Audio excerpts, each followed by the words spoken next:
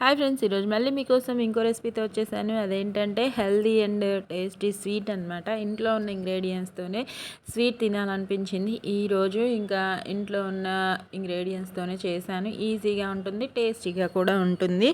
ఎక్కువ ఇంగ్రీడియంట్స్ కూడా వేరే ఏమీ ఉండవు. ఇంకా హెల్దీగా కూడా ఉంటుందన్నమాట. పిల్లలు తినని వాళ్ళు కూడా ఇలా చేసి పెడితే ఇష్టంగా తింటారు. ఒక్కసారి ఈ విధంగా ట్రై చేసేయండి. ప్రాసెస్ ఇంగ్రీడియంట్స్ చూసేద్దాము, ఓకేనా. ముందుగా అయితే ప్యాన్ పెట్టేసుకొని స్టవ్ వెలిగించేసుకొని నెయ్యి వేసుకుంటున్నాను. నెయ్యి ఒక 2 స్పూన్స్ దాకా వేసుకుంటున్నాను. స్వీట్ ఏదైనా సరే మీరు నెయ్యితో ట్రై చేయండి, టేస్ట్ బాగుంటుంది, ఓకేనా. ఇంకా బాదం పప్పులు, జీడిపప్పులు 2 కలిపి అదొక ఒక 7 లేకపోతే 8 మీకు ఎన్ని వీలుంటే అన్ని వేసుకోండి. మనకి కలర్ఫుల్గా ఉండడం కోసం టేస్ట్ బాగుంటుంది. డ్రై ఫ్రూట్స్ స్వీట్స్లో వేసుకొని ట్రై చేయండి. లేని వాళ్ళు ఉట్టి జీడిపప్పు ఉన్నా పర్వాలేదు, ఓకేనా. ఇంకా వేసేసుకొని క్యారెట్లు 2 తీసుకున్నాను పెద్దవి. అవి లో ఫ్లేమ్లో చక్కగా నీట్గా ఫ్రై చేసుకుంటున్నాను. లో ఫ్లేమ్లోనే అవి ఫ్రై అయిన తర్వాత ఇంకా పచ్చి వాసన పోతే సరిపోతుంది. డీప్గా ఎప్పుడు ఫ్రై చేయకండి, క్యారెట్లో ఉన్న కలర్ అంతా పోతుంది, న్యాచురల్ కలరు. ఇంకా ఫుడ్ కలర్స్ ఏమి యూజ్ చేయకుండా మనకి క్యారెట్తోనే మంచి కలర్ వస్తుందన్నమాట. క్యారెట్ అయితే ఫ్రై అయిపోయింది. నేను సగ్గుబియ్యం 1 కప్పు దాకా ఈ కప్పుతోనే 1 కప్పు సగ్గుబియ్యం నానబెట్టుకున్నాను, కప్పు వాటర్ వేసి. అదే కప్పుతోటి 1.25 కప్పు వాటర్ వేసుకొని ఈ సగ్గుబియ్యం నానిపోయాయి చూడండి. ఇంకా నానిపోయిన ఈ సగ్గుబియ్యాన్ని వేసుకొని చక్కగా ఉడికించేసుకుందాము. ఇవి బాగా ట్రాన్స్పరెంట్ అయ్యేదాకా ఉడికించేసుకుందాము.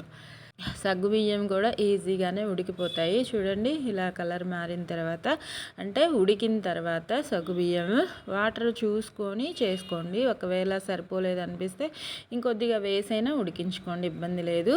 ఇంకా ఉడికిపోయిన సగ్గుబియ్యంలో ఈ క్యారెట్ తురుముని కూడా వేసేసుకొని చక్కగా లో ఫ్లేమ్లో కుక్ చేసుకుందాము. కుక్ చేసుకోవడం ఏమీ ఉండదు, ఆల్రెడీ ఉడికిపోయిన సగ్గుబియ్యం ప్లస్ మనకి ఇది ఫ్రై చేసి పెట్టుకున్న క్యారెట్ తురుము. ఇంకా ఎక్కువ టైం కూడా ఏం తీసుకోదు.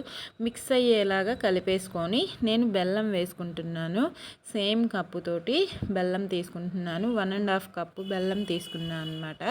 ఇంకా కరెక్ట్గా సరిపోతుంది, ఎక్కువ అవ్వదు తక్కువ అవ్వదు. బెల్లంని చిన్న చిన్న ముక్కలుగా దంచేసుకొని ఇంకా 1.5 కప్పు దాకా తీసుకోండి, సరిపోతుంది, ఎక్కువగా అవసరం లేదు.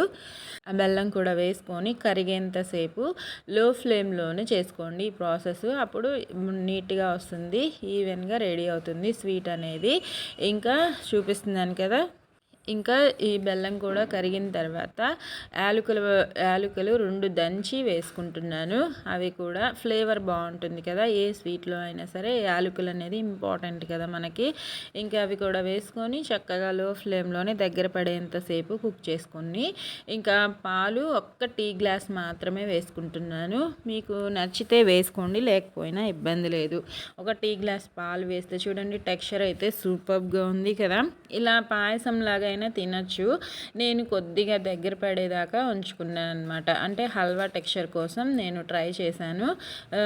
మీరు ఇలా పాయసంలా అయినా తినేయచ్చు, ఇబ్బంది లేదు, టేస్ట్ బాగుంటుంది.